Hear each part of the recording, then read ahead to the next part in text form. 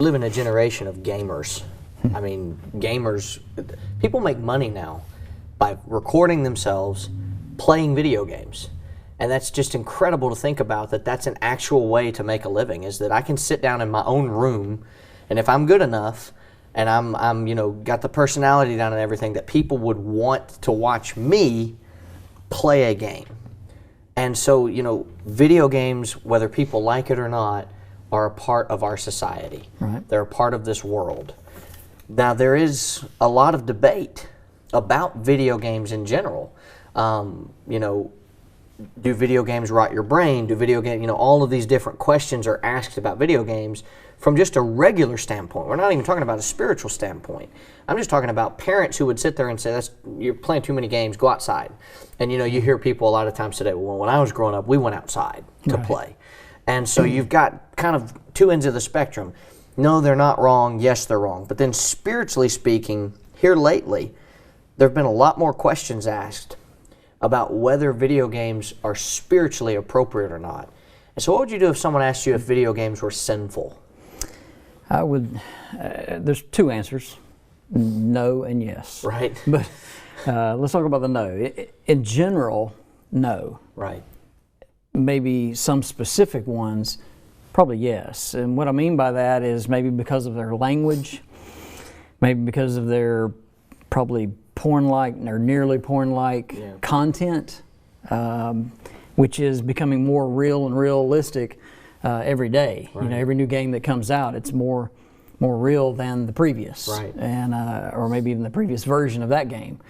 But so in a general way, recreation is recreation, and so in whether it's virtual reality, whether it's playing a game on a TV with a TV screen, using a console, right. or whether I'm outdoors playing a game, there again, it's a yes and no type of scenario. What are you playing? What is the content of it? Those kind of things I think are where we get our question, where we find our answer. When I think about some of the games that are out there, yes, certainly some of them would be sinful. And some might say, okay, well, I did buy the game and it had some foul language in it, but I turn it down. I don't even listen to that, or I turn the background music or noise or content off, and I'm able to still play the game. Right. And I say, okay, well, that's fine. If it's a type of game where, again, because they some of them look so real, and that's the whole point of them. They're trying to make them look like reality.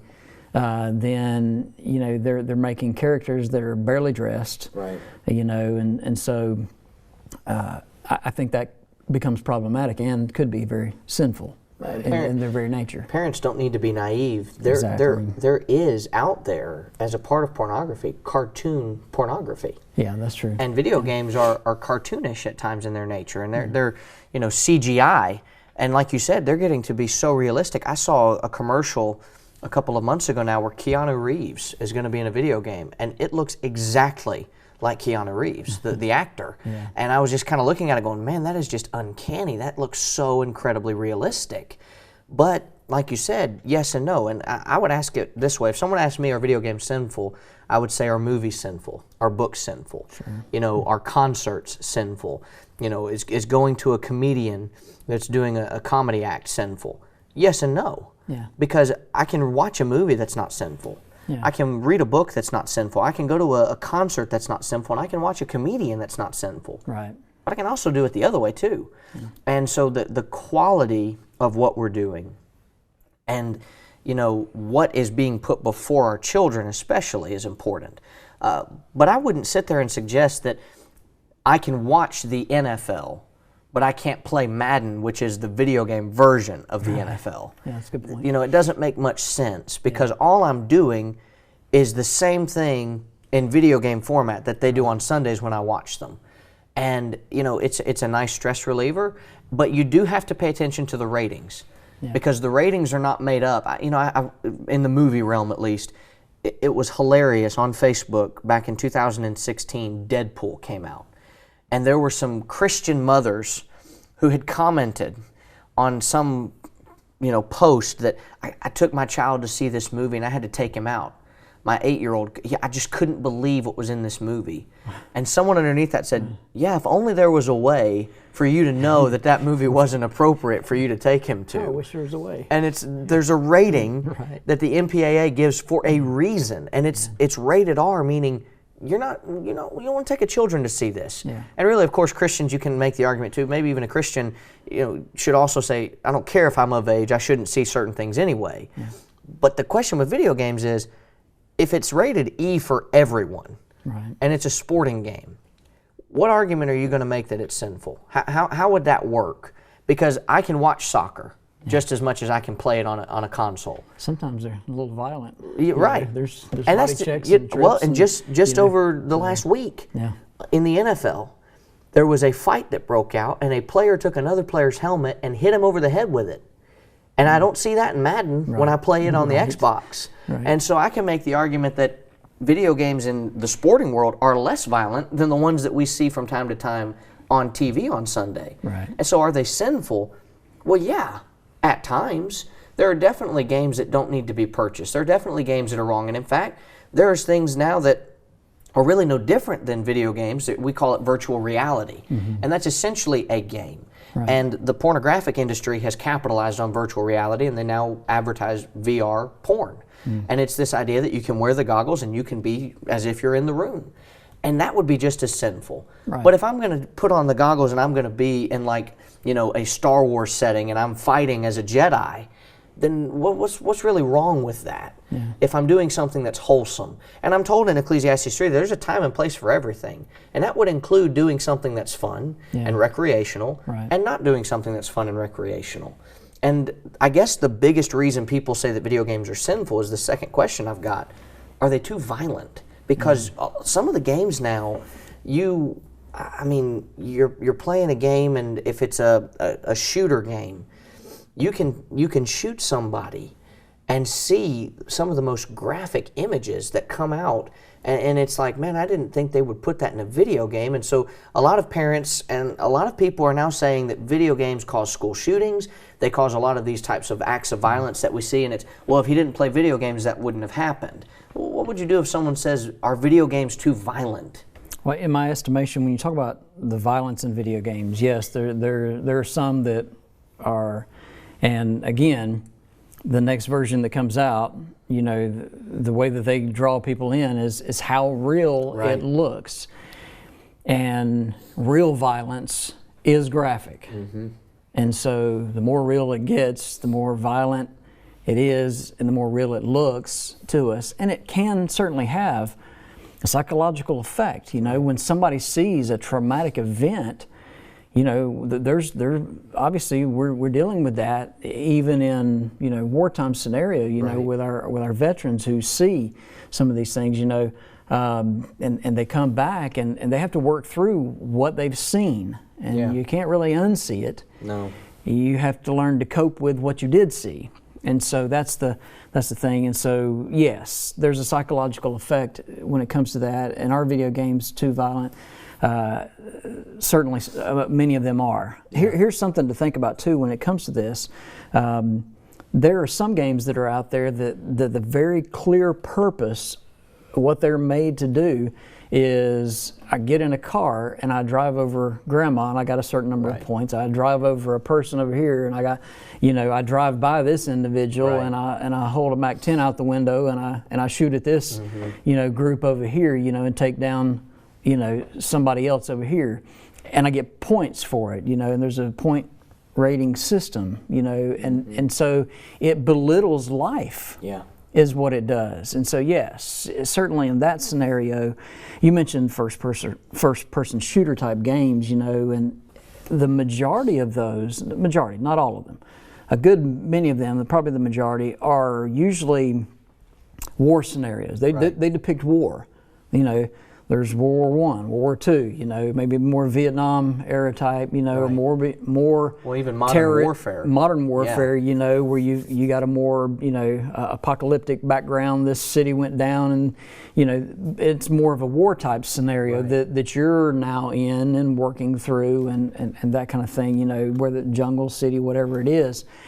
where it's about survival and where it's about a battle now, and you're in that first-person scenario of that particular game and that scenario that you're in. But that's different. That's a different intent and purpose in mind than it is to just continue to be out there taking innocent life. Right. Now, I'm sure somebody might disagree with that, and that's okay. You know, when it comes to these type of things, you know, we're just trying to give some general parameters here, some things to think about, right. you know, and here's there again, here's where this comes down. It's the case that individually for some, these games are way too much. Right. And again, the rating system helps parents determine much of that. But yes, some individuals, whether it be a movie, whether it be a book, or a movie, or a video game, it may be too much for that child. Right. Because they may have a hard time grasping the reality and being able to decipher reality from the game or the scenario in the book, right. or a movie. And I think about, you know, when the Harry Potter movies came out, you know, there was this big debate, you know, over because they're using magic, you know, well, should I let my kids watch it? You know, these are little kids in the movie and they love this, you know. Well, there again, I simply told parents, I said, you have to make that decision for your child. You understand better about your child and whether or not they can grasp and know the difference. Mm-hmm. But it's about teaching them, it's about training them, it's about educating them on the differences between this is a movie or this is a game and this is reality. Yeah. And so, and especially games where it has to do with guns and shooting and things like that, I think it's having a background of that where parents help their children also to understand and have the conversations about what they are seeing in some of these videos or video games, then I think that's important. And that's a parent's responsibility. You can't just throw it out there in front of your kids and expect the best result. You know, you have to train, you have to educate, you have to teach, and be with those kids in that way. I think also part of this conversation, again, stems from because you know your child is, you know, very susceptible to images, and they can't shake it. They can't shake it from their mind, and maybe it causes them to have, you know, they can't go to sleep at night because they're only thinking about those things. And then you know then that you're going to have to protect your child a little bit more so from those images versus another one who they can understand the reality that's different. And every child is different. You know, I raised two boys, and both of them were different.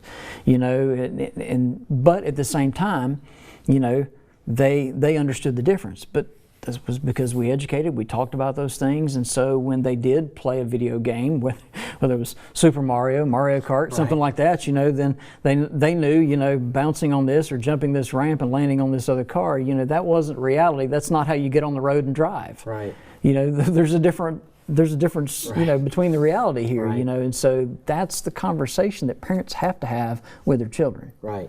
Well, that's the thing. The question, I guess, becomes this. Josiah was 8 years old when he became king. Kings go to war. Yeah. So God allowing an 8-year-old to go to war is guaranteeing that Josiah at 8 years old, if they'd gone to war, would have seen things not on a video game screen, but in reality.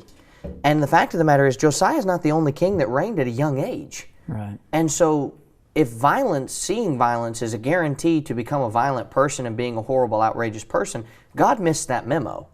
Because at young ages, God allowed people to rule. And it was a different time, and I understand all of that. But it's like you said, there's an understanding that takes place. And one thing, I don't know if any of the latest Call of Duty games did this, but they did it for a while. You could turn off the explicit content. Yeah. It was an actual setting where if a child wanted to play the game, but a parent says, look, I don't want all the blood and I don't want the language, you can click that, and then when you shot that person, they just fell to the floor, and it was as if you hit them with a tranquilizer. Yeah. I mean, there was no blood, there was no, you know, they were dead, but there wasn't any, you know, oh wow, I just saw something graphic. But something that you mentioned that kind of has stuck with me my whole life is I remember one time I was playing that game, and I called my dad up and I said, check this out. And I was getting pretty good at the game, and I looked over, and my dad was looking very emotional. And I said, well, what's wrong?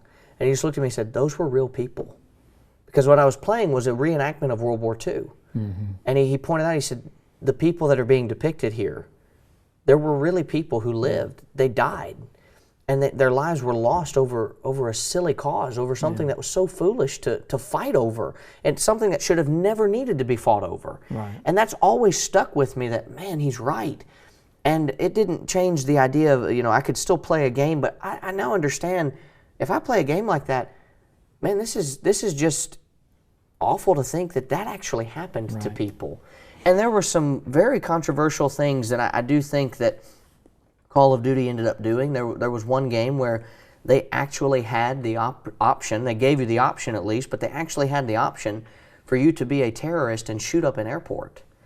And with all of the things that have happened, that might have been a mistake, obviously, with the certain things that happened, but I don't know that just because someone plays a game where a gun is involved that they are guaranteed to pick up a gun and go shoot somebody. Right. A hammer can be used as a tool and a weapon. Right. I've used a hammer a lot in my life to hammer nails into a wall and to do other things with it that are necessary with a hammer. I've never once looked at the hammer and said, you know what, I could go and do this. And I've even seen movies where people have done that. They've taken a hammer and used it against somebody. But I understand that that's not the right thing to do. And it's like you mentioned, you alluded to, training our children to understand right from wrong. But as I mentioned, video games too violent. I've played games before where I've been Spider-Man, and I've been swinging through New York City, and I land in a group of criminals, and I fight them, and I'm using the webs, and I'm doing all of these things, and it's a violent fight that's taking place. Yeah. But I've never sat there myself and said, you know what I'm going to go do? I'm just going to swing through. I'm going to go swing on a rope, in front of and land in some criminals, and I'm going to take them on. Right. Because I understand it's a fantasy, and you mentioned Harry Potter. It's a fantasy. It's not reality. Right. And we have to teach our children that. And there has to be that understanding. Because if a child plays a game that is violent, he can easily sit there, if he doesn't understand the difference, if he's not been trained properly to know the difference, and say, well, hey, when I kill this guy, he just respawns. Yeah. So let me do that in real life. He's just going to respawn. And we have to be more realistic with teaching our children. Hey, it's a game. It's not reality. Right. And it's just like, I mentioned I play Madden. I won a lot of Super Bowls, not in real life. Right. But, when I play the game, I can get to a point where I can win the championship game. Yeah. But I don't actually walk around and tell people, I've won some Super Bowls. Because it's not real. It's a fantasy. It's just something that I do to let off some steam. Right. When I want to relax. Just as the same as reading a book or watching a television show or a movie that's appropriate. And so video games can be too violent. And it's like you said, parents need to help train their children to understand what's right and what's wrong. And if we're not careful, we can have things askew in our minds. And I'll give a great example of this. Heath Ledger played the Joker and got so entrenched in that character that he ended up killing himself accidentally. He got so much involved in that role that he couldn't sleep at night. And he had to take medications to sleep, and he overdosed on the medication, and he died. And there was an individual who ended up going to Aurora, Colorado in 2012 when The Dark Knight Rises came out, and he was infatuated with the Joker. And he said, you know what? I'm going to go and I'm going to shoot up this movie theater. But the interesting thing is, while it destroyed midnight movies for a long time, no one actually sat there and said, you know what? No one logistically said, we need to pull The Dark Knight Rises. We can't play that movie. Because people understood that individual was just crazy. And he just didn't understand reality. Right. And that didn't mean that everybody wasn't going to understand reality. Yeah. But there is a serious precedent for parents that has been set to monitor what our children see and what they do and don't do. So what would you do if someone says parents aren't really supposed to monitor their children? I think they're foolish if that's the case. If we're not monitoring what our children are doing, we're setting them up for failure to begin with. Right. Which could encroach upon their purity in numerous ways. Right. But certainly, I think this is what I believe to be the key to it all is parents' involvement in their children's lives. Right. And parents need to know their children. They need to know what their children can handle. And most of the time, most parents do. Sometimes what we do is we put on a movie, or we put on, or we let them play, whatever game they want to play, because that becomes a babysitter, and that's unfortunate. I think that it's, there again, it's supposed to be recreation. Well, you can't do recreation all the time. Right. That's not reality either. And so, you set boundaries as parents, know, and I think that's important. It is interesting to me that, and you mentioned this when we started talking, we live in a time when people can get paid to play games. And people will pay to watch someone else play a game. Right. Not that I'm playing the game now. I'm just sitting back and I'm watching so-and-so play the game, and I'm paying them money. Right. What a wonderful time we live in, right? Right. It's kind of wild, because I remember early on, and this will date me a little bit, but I remember when the first Atari came out. Right. I remember sitting for hours playing Missile Command. And that was my game. That was my jam. I loved playing that game, and it was amazing. And I just got so enthralled in it, and kept going up a level, and just sitting there for hours and hours. When I got that video game for Christmas and everything, I just remember doing that on and on and on. So much so that my parents, finally, all right, and now we've opened presents, early that morning. Now it's lunchtime, and you're still playing. This is, you're going to need to cut it off. Right.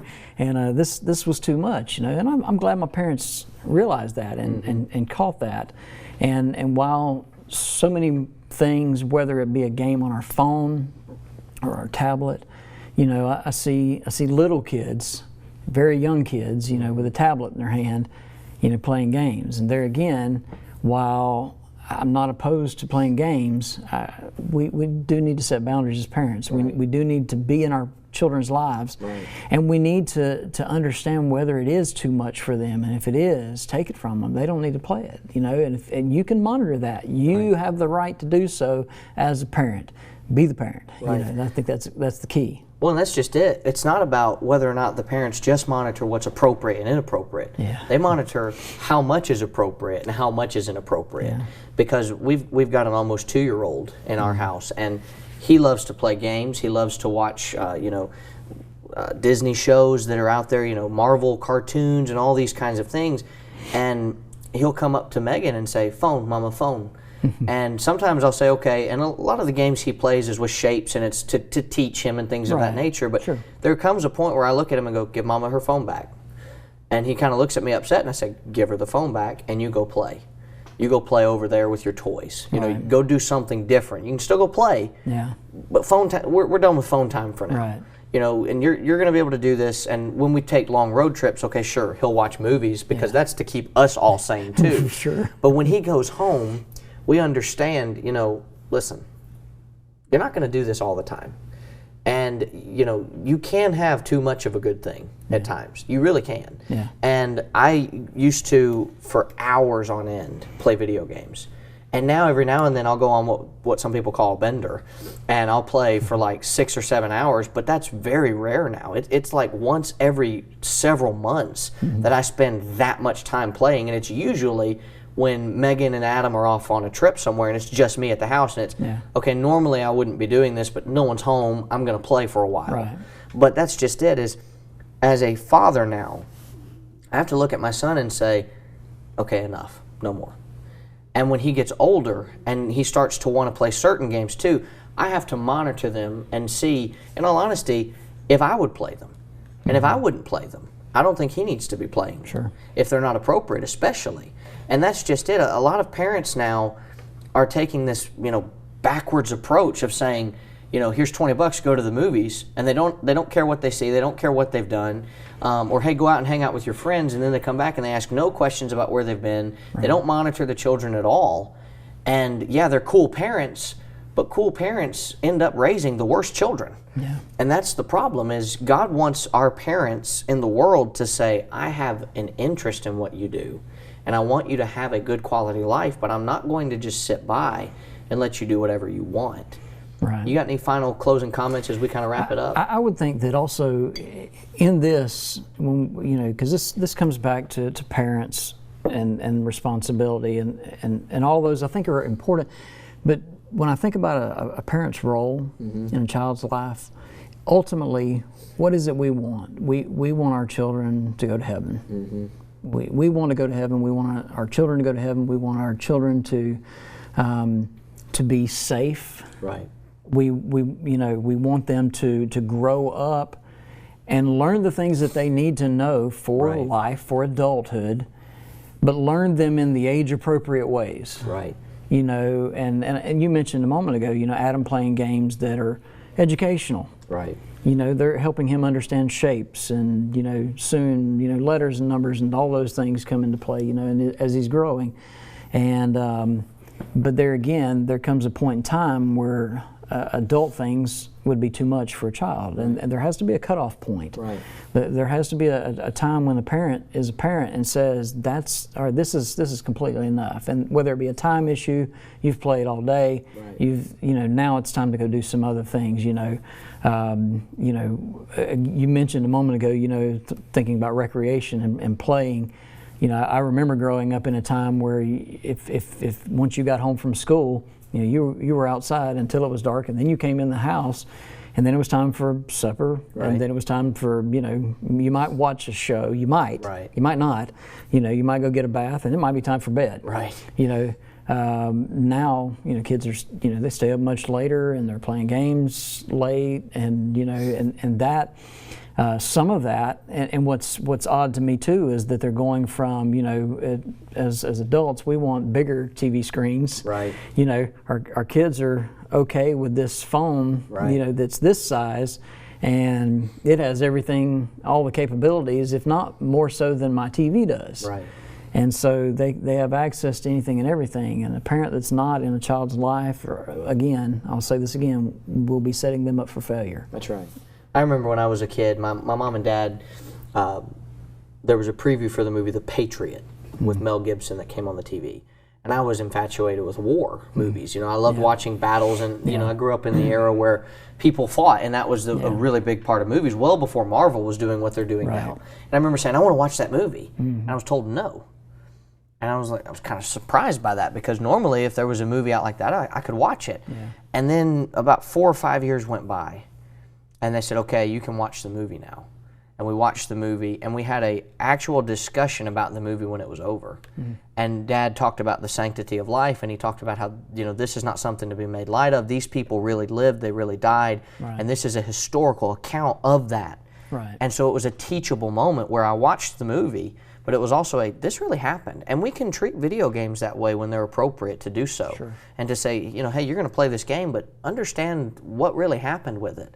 And so video games sinful? No. But we can really, really put a problem if we're not careful. That's absolutely right. I know that my Redeemer lives. I know eternal life He gives. I know